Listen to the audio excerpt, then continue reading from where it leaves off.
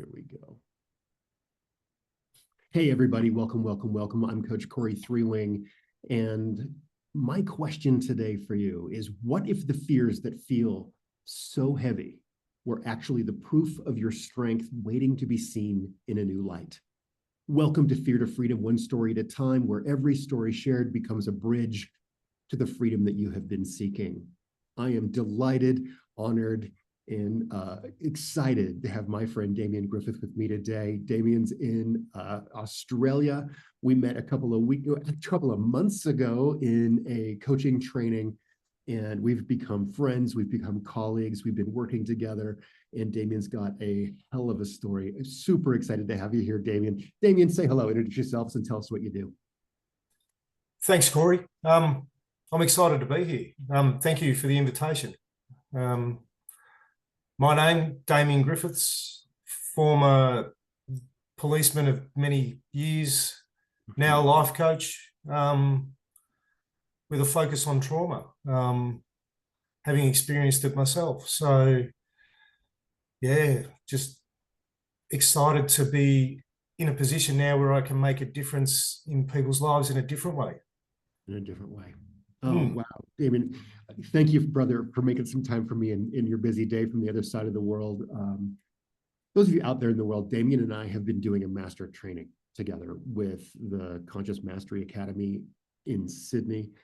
And we have been doing some high-level coaching training with high-level certifications, with learning skills with NLP, positive psychology, timeline therapy, hypnotherapy, past life regression, neurosomatic work, specialized kinesiology, energy dynamics. Have I missed any? I think that pretty much covers it. We have been getting a master's degree in learning modalities to help people on their own journey to reclaim their power. And one of the things I love about the world that we're in is people coming to us as coaches, as healers, as guides, come with an immediate symptom to a struggle that they're having.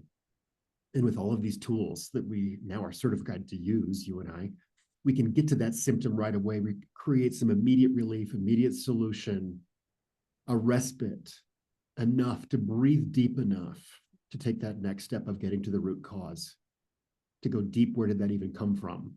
And then when we do the work of a breakthrough, a personal breakthrough of getting to a root cause, well, then the next step after that is that we do prevention and design your life in such a way that you make the rest of your life the best of your life. Now, this is the work I've been doing for 6 years, but the Conscious Mastery Academy with Arthur Biblis has given me a new structure to think about that.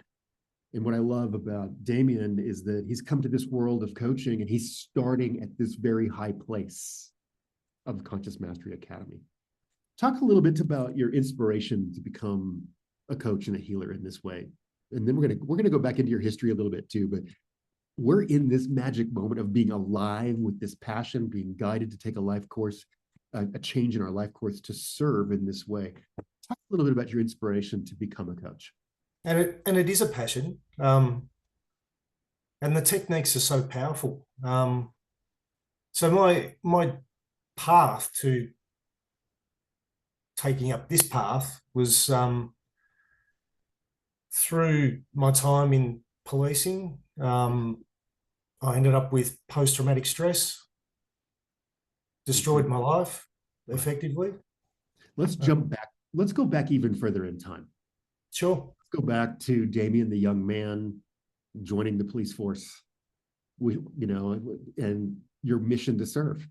Let's go back to that version of you. Yeah, well, with policing, a lot of people join straight out of school, and I'd spoken to people I knew who were police. I was interested when I was finishing school. Pretty much every one of them said, go and get some life experience first. Go and work, and then, do 3 or 4 years out in the workforce, and then decide if that's really what you want to do. So I took that advice on board. I went and entered the workforce for 5 years before I joined the police.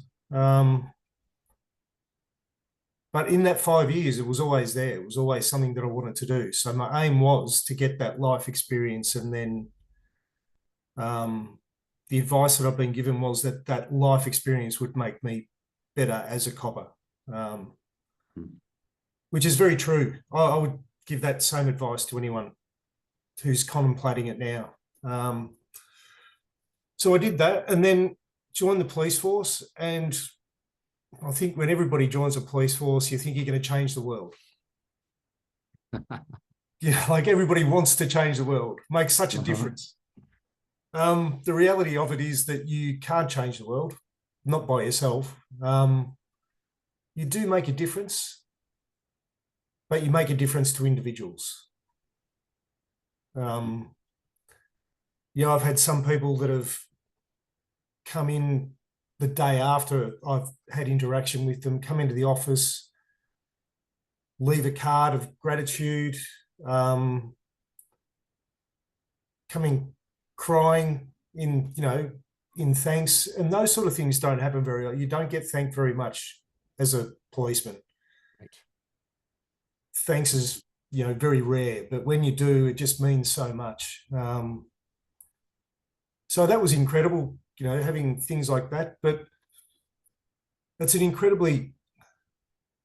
can be a very boring world at times, with flashes of absolute terror, excitement.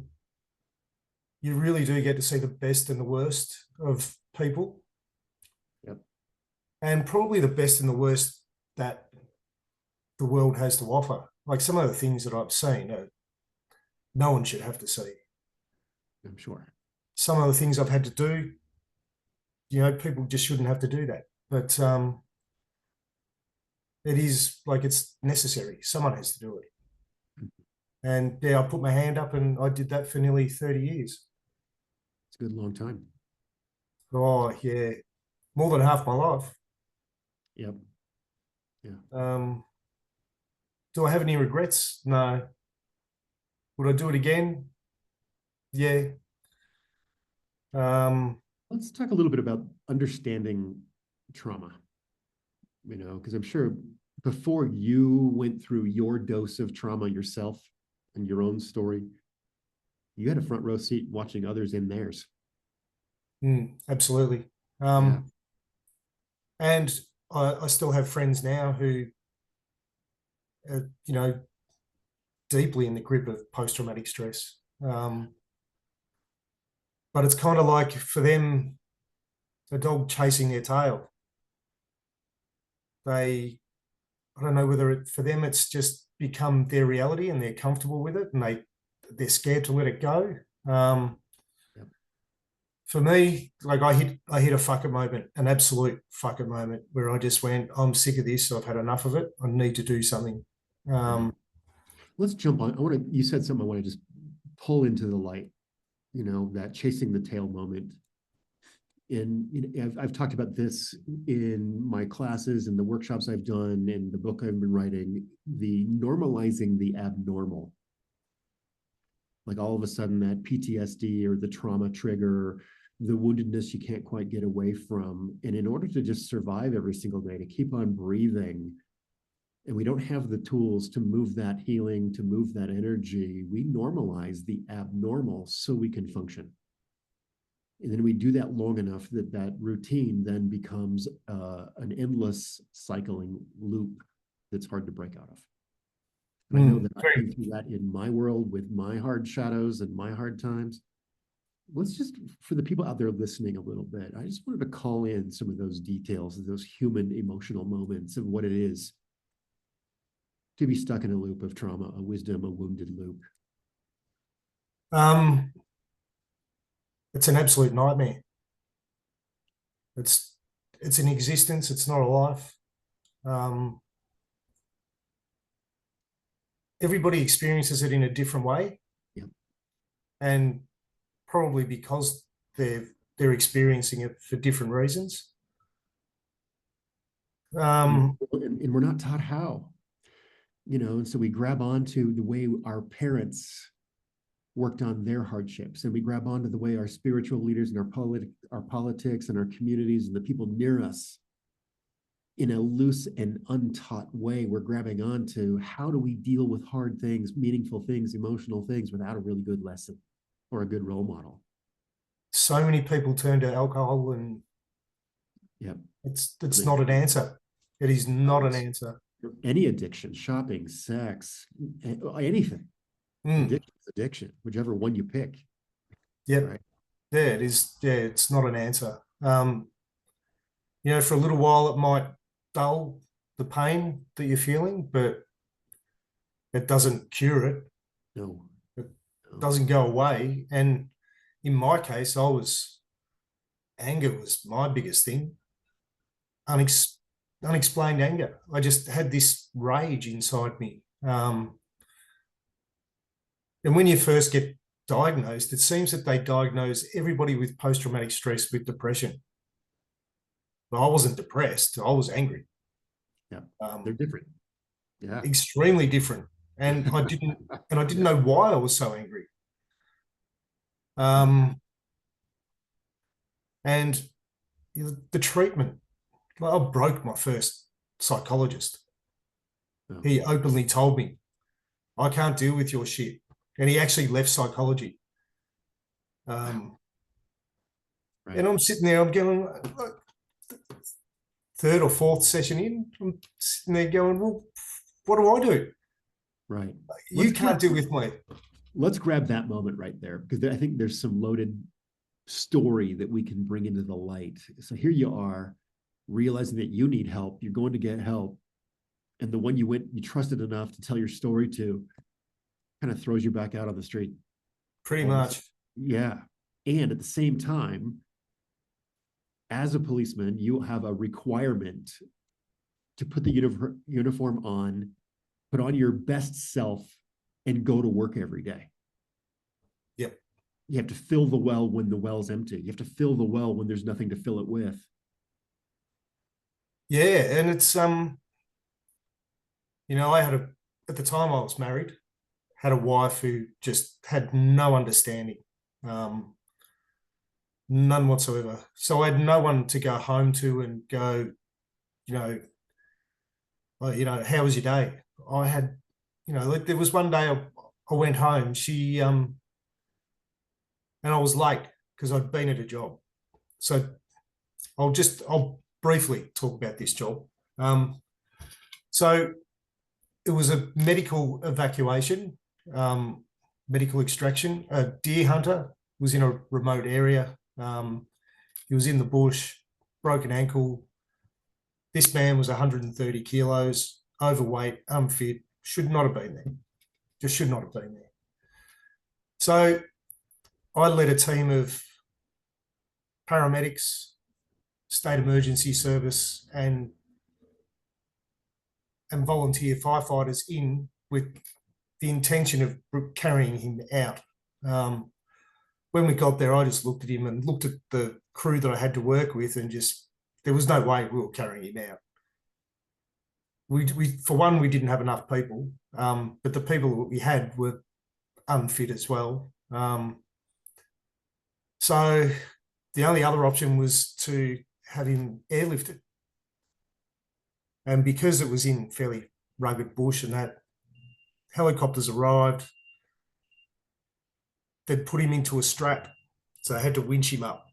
And that was a mistake too, because of his size. Anyhow, he got 50 meters up in the air. He lifted his arms, fell from the strap, and landed right behind me. So anyhow, then, we had to get other people in there because, he's dead. It's a crime scene, and there has to be an investigation and all that sort of stuff. So long story short, I was late home, and she was wanting me home so that she could go out with her friends. And I needed to be home so that I could look after the kids. So anyhow, I got back to the office eventually. I rang her and said, look, I'm going to be late. And she actually cracked the shits with me. Right. No compassion, and she'd heard about what happened. And I said, Blake nearly fell on me. Like, what am I? So anyhow, I got home just as her friend was arriving to pick her up. And anyhow, absolutely no compassion whatsoever. She'd left and I was there with the kids. And that was the sort of support that I had at home, which probably contributed to me ending up with post-traumatic stress. So now you have to walk in the house with a wife who doesn't understand and be dad with your kids. Yeah. You don't traumatize them either. No, exactly. And I didn't want to tell the kids what had happened. They don't need to know that their father nearly died because a bloke fell from a helicopter and nearly landed on him. Oh, man. Damien, wow. And that's, Okay. and that's just one example. That's just one example. Of every day going to work. Yeah. For sure. Yeah. So now, okay, you're looking for some help, Well, not immediately. I continued going to work. I kept going, and then more and more things were happening, and it just kept building and building and building. So realistically, it would be 30 years of stuff that I've seen and done. And it just builds up and builds up and builds up to the point where, your bucket's full, basically. Yeah. And I knew that I needed help. So I went and sought that help.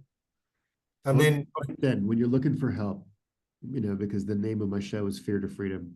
When you were looking for help, what were you afraid of? Being judged. Being judged. Yep. What did that mean? Policing, people just say, suck it up. Yeah. You just, you fall off the bike, you get back on, you just keep riding. Yeah. So many people that I've worked with have post-traumatic stress, won't admit it.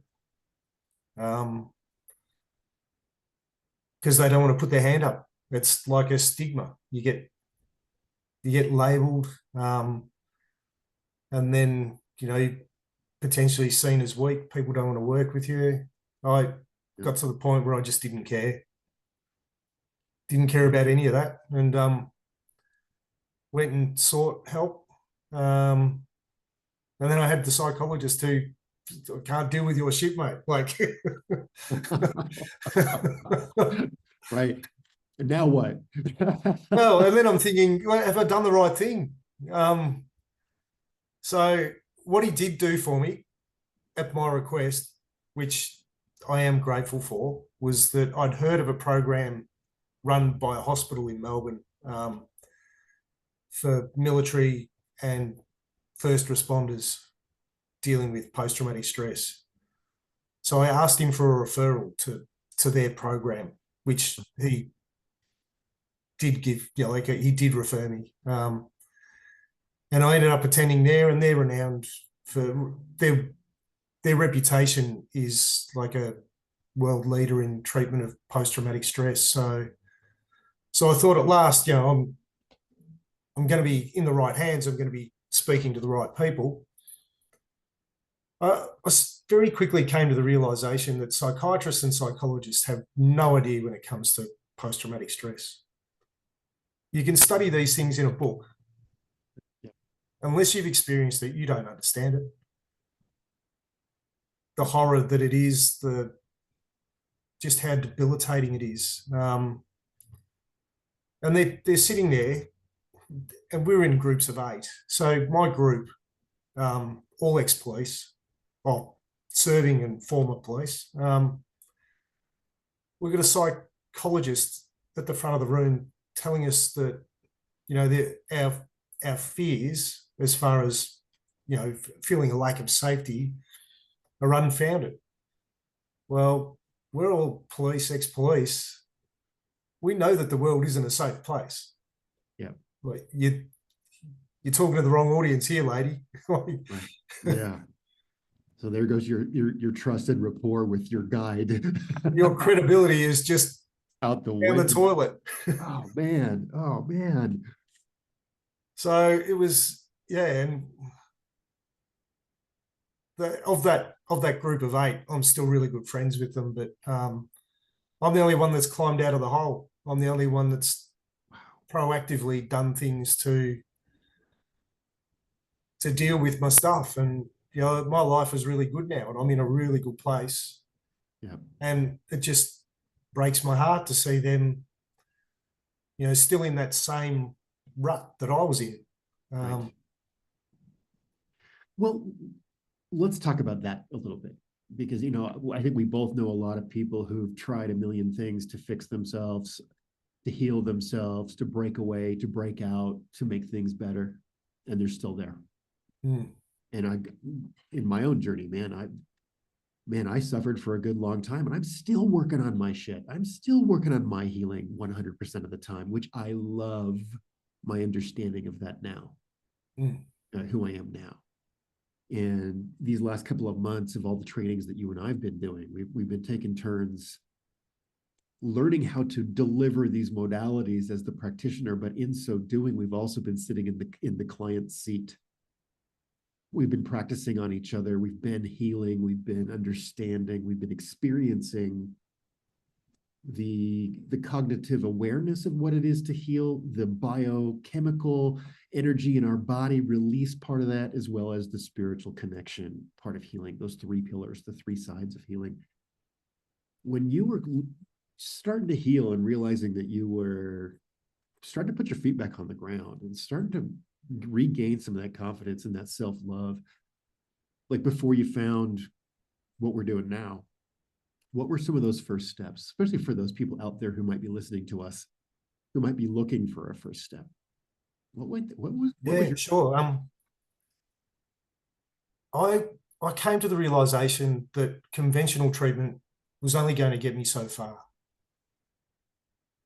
And at that time, I just reached a point where I'd had an absolute gutful of being the way that I was.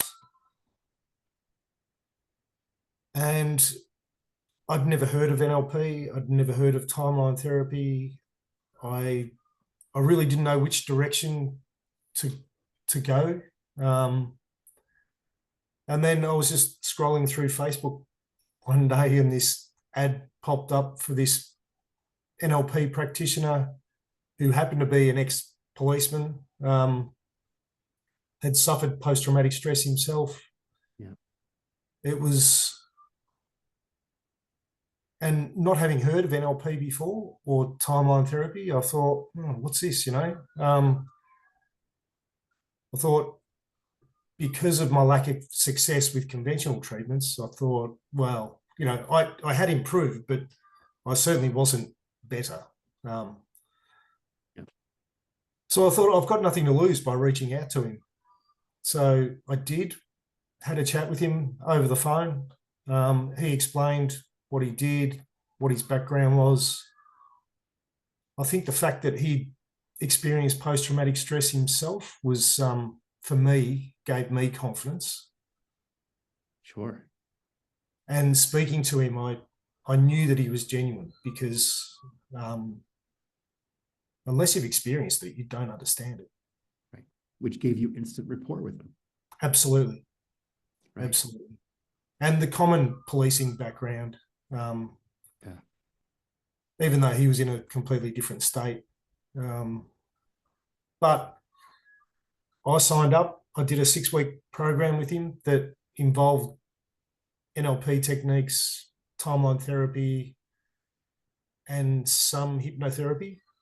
And at the end of that 6 weeks, I can honestly say that I'd come out of the darkness and I was in the light. Wow. 6 weeks time.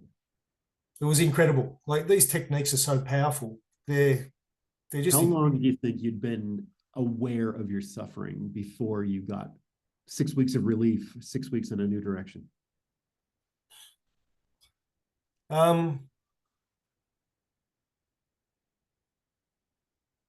Before I actually finished work, I would say that it was probably about 6 years that I was aware that it was building. Yeah. But then even after I was diagnosed, it was until I met this particular person, it was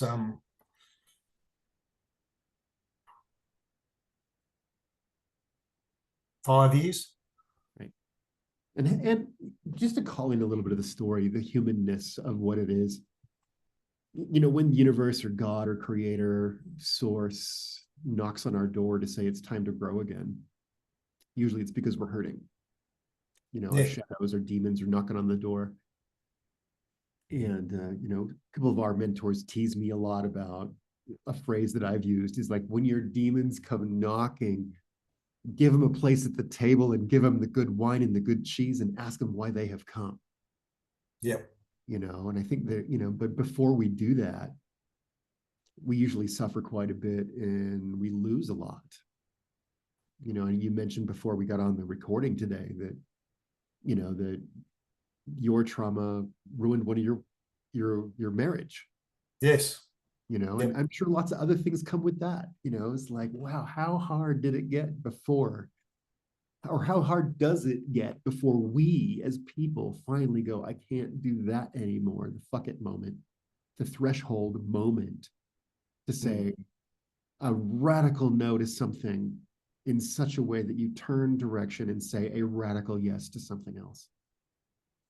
yeah. It's sometimes those demons can be your best friend. Yeah. We don't know that at first, though. Oh no, no, no. Right. Yeah. Um, but yeah, sometimes they can be your best friend. The lessons that you learn, the changes that it makes. Yeah. Um, I wouldn't be sitting here talking to you now if it wasn't for my demons. Yeah. Me too. Me too. Um, And I think that's why this podcast exists. Fear, uncertainty, and doubt are the three, shadow characters that I invite on every episode of this to talk about, the stereotype of fear stopping us in our tracks, uncertainty absolutely crippling us because we don't know what to do, and then doubt reinforcing not being just stuck in your cold cement. I, I've reflected upon my situation often, Yeah. constantly. What else could I have learned from that, or what else could I learn now? And it actually concerns me to think that at one point in time, I wasn't going to go and seek help. I was going to just keep battling on, and had I done that, I my life wouldn't be as good as it is now. Um, I'd still be angry. I'd still be, I'd just be in a pit and in a world of hurt. Very, very unhappy I would be. Whereas now I'm happy, positive. I've got a future. I've got things to look forward to. So I'm grateful for my demons, and I'm grateful Yeah. that I acknowledge them. And in your words, I wined and dined them. Right. Well, this is the high result of the work that you and I are now doing as coaches, as healers, as guides, and helping people, first of all, understand what's going on for them. And then maybe even relieve some of those symptoms, getting to those root causes, getting to the prevention pieces, and then the dream it forward piece. How do you live a life you love? You have to dream it up. How do you dream a dream you've never dreamt? How do you speak in words that with thoughts you've never thought about? And that's why my passion is to help people who are in a situation that was similar to mine and give them that hope and that future. Right. I think as a coach, as a guide, one of my favorite things to say when people ask me what I do for a living, the comment that I say most often, I build bridges. I'm a bridge builder. Yeah, yeah. Between reaction and creation. It You know, is it is incredible though when you get that end result and you see these people living their new life, living oh man, their life. when you see them actually put down the struggle that they've carried for so long, the struggle that they've normalized to the point they don't even know they're struggling. Absolutely. Yeah, it's just the sense of accomplishment Right. that you get from that is That's just incredible. Yeah. I look at my client base and I look at my on my testimonial page, the people that I've helped, and I'm still close.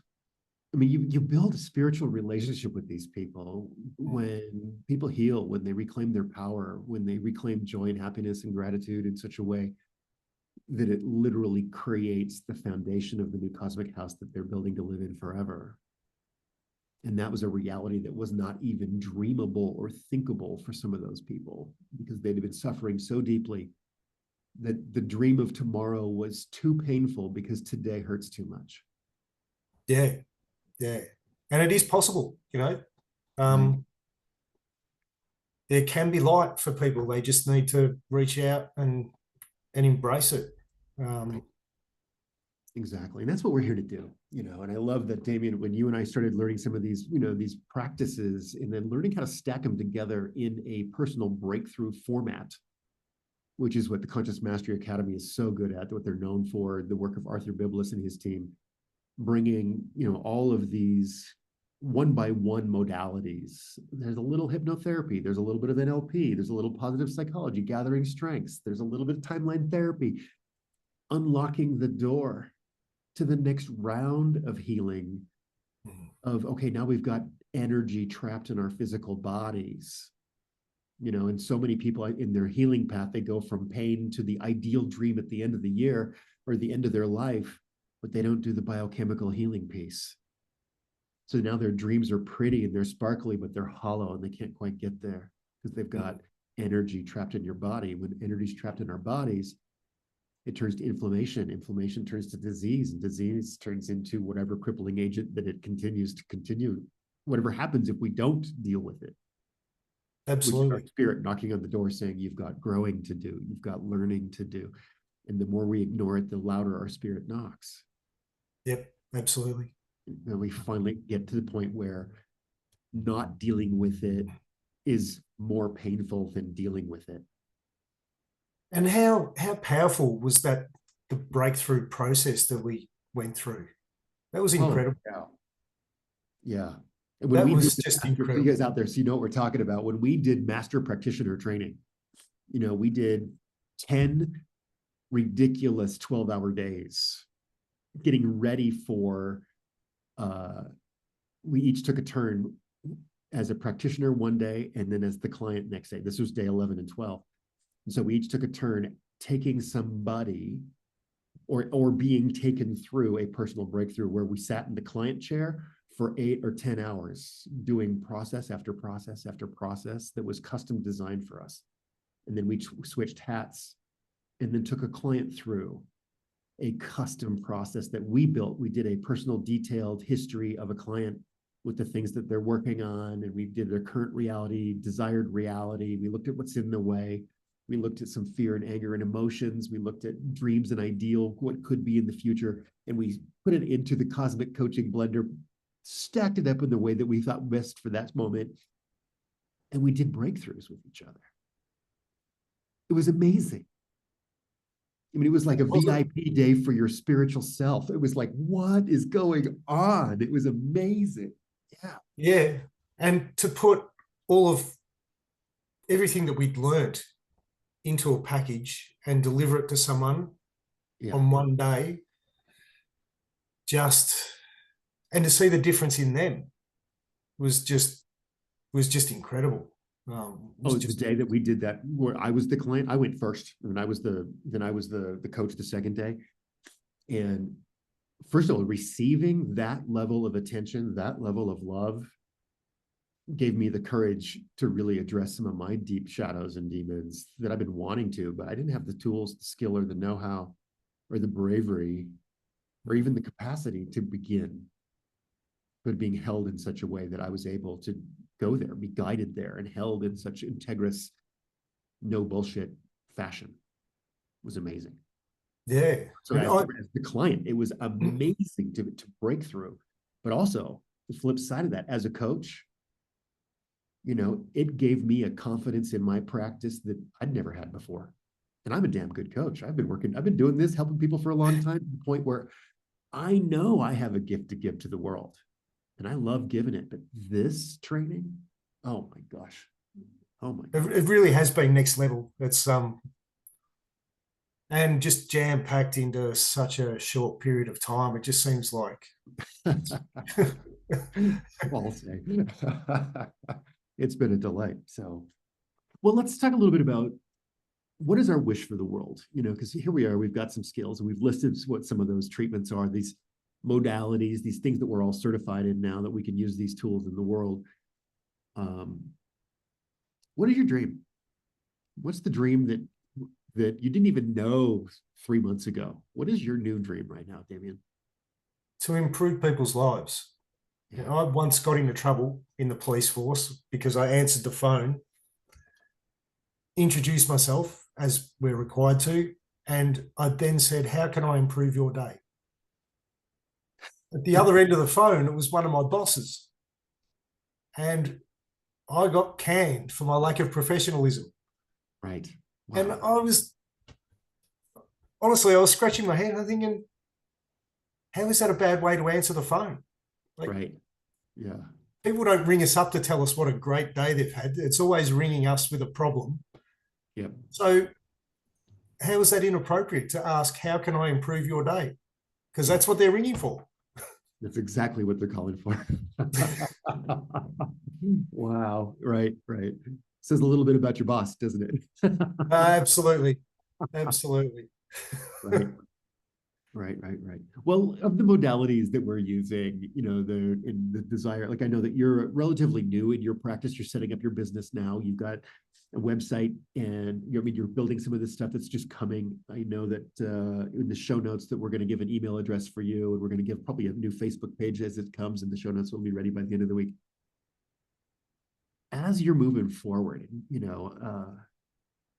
as a coach wanting to serve, what's fueling your confidence right now? The level of training. The level of training. Conscious Mastery Academy, the level of training that they deliver and Arthur delivers is just second to none. Yeah. And having put it all into practice and worked with people throughout that process gives you that confidence.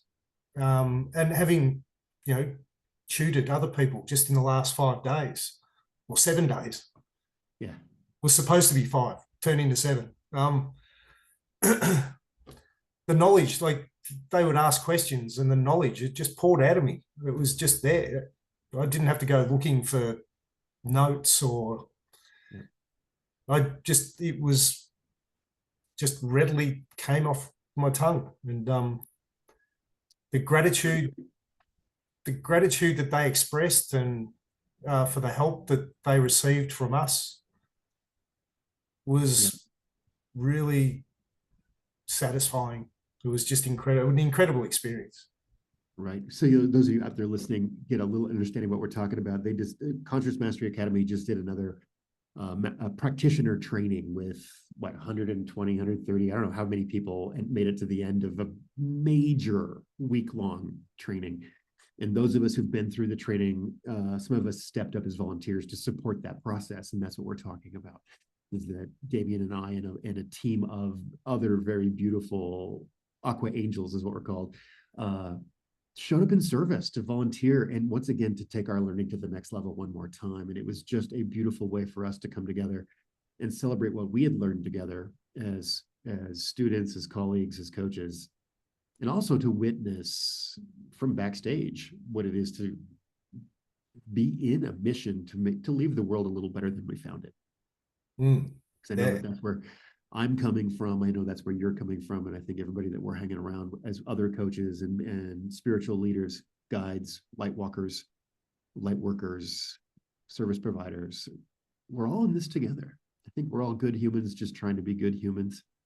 Yeah. And figure out a way to leave the world a little better than we found it. And I love the quote from Lisa Nichols, motivational speaker hero out there. If you don't know Lisa Nichols, please look her up in the world. She's findable. But one of her quotes that touches me so deeply is, we climb out of our story so that we can stand on top of our story, and we put our hand out to the next one who's ready. That's beautiful. Yeah, that's right. And that describes it so perfectly. Right. Because we can't make you grab onto our hand. But those Exactly. need to grab, we're going to grab you back. Yeah. Yeah. And throughout the process of like all this study and learning and the incredible friends that we've made um, all over the world, there are so many bonuses to the training. Yeah. In addition to the training. Yeah. I love that. I think I might have mentioned this a little bit at the beginning, if I remember right, but we as guides can only guide as far as we were already willing to go ourselves. I can only coach as far as I've coached myself. I can only help someone else heal as much as I've healed myself. I can help somebody else deal with the shadow as far as I've dealt with mine, which gives me the confidence and the competence to hold space for somebody who's doing the work that I've done. It makes it so that I'm only 1 or 2 steps ahead of them.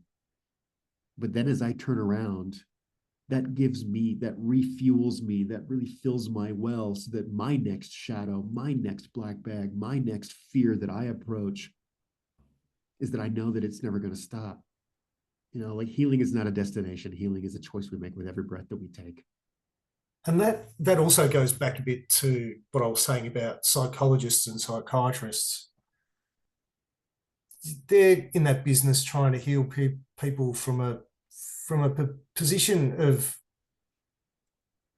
like they've been students all their life. They haven't experienced well, I would say that those that have experienced post-traumatic stress would be in the minority if they exist at all. Right. Yeah. I would not have confidence. They've got their place, but my experience with them was that they didn't understand what I was going through. Yeah, but I love the phrase, book smart is not street smart. Exactly. Exactly. Yeah, right. I mean, they were incredibly well-meaning people. Sure. Absolutely. Yeah, But absolutely. they didn't have, like they're sitting there in a room with 8 seasoned police. Yeah. Trying to, it didn't wash very well with us as a group.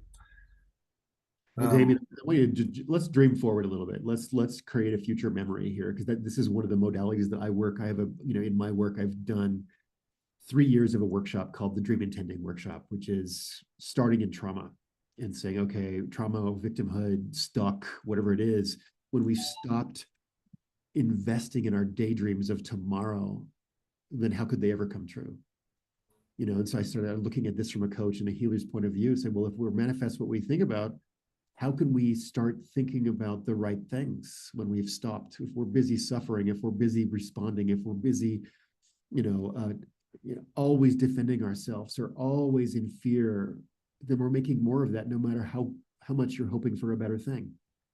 So how do we set a dream, create a future memory in such a way that it's delicious, that it is beautiful, that it is so full of light and magnitude and force that it actually pulls us towards it more strongly than the anchors keeping us in the past?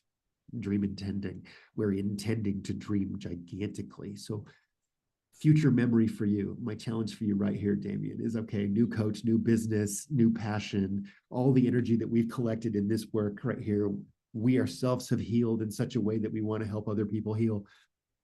10 years from now, there it is, your business, Empower Change, life and trauma coach, Damien Griffiths.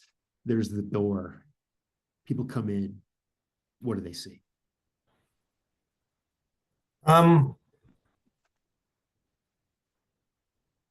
10 years time, I want to be so in demand because I've helped so many people that I have to actually turn people away or not turn them away. That's a terrible way of putting it. That I have to refer them on to someone else. Right. Your business is scaling and growing. Absolutely. There's demand. Yeah. That's me too. I have a similar dream. That's what I love about, like, one of the reasons why Fear to Freedom, I'm bringing in people like yourselves, One, so that people out in the world can maybe learn a little bit about where they are and maybe the next obvious step for them. Reach out to me, reach out to you. But also the other side of that is this is the beginning of many collaborations together. You know, Absolutely. Lifelong friends now. right. And, you know, I have dreams of, all right, let's do a 5-day event in a hotel somewhere and have a bunch of people come in for a massive Tony Robbins style event. Sign me up, man. I'm excited about I want to. I want to. Yeah, totally. Oh, and here we are. You and I have joined a movement of light workers and healers and guides and coaches who have a mission to leave the world a little better than we found it, maybe a lot better. And the world needs more people like us. I would like to think a lot better. And yeah, spread the word and get more people on board. Because as Arthur said during the training, there's not enough of us out there doing the work. Absolutely. Absolutely. Well, Damien, let's, you know, as we begin to wrap up our time together today on Fear to Freedom, one story at a time,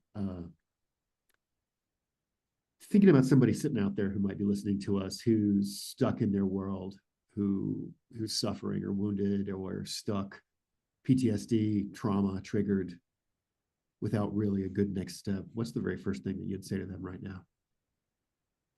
Reach out. Reach out. Yeah. Don't be afraid to ask for help. Yeah. There is help out there. And your situation might seem hopeless right now, but there is hope. Thanks for that. Well, my friend, it has been a pleasure, a delight to spend a few minutes with you today. Look forward to many more conversations with you. Any last thoughts for our world about out there before we say goodbye for today? I just want to express my gratitude, and it's been an absolute honor to have been invited. So I want to thank you, Cory. And I know you're in the early stages of doing your podcast. I think is this number 10? I think this is going to be 11 or 12, I think. Like, hopefully 11. I think it is 11. Well, there you go.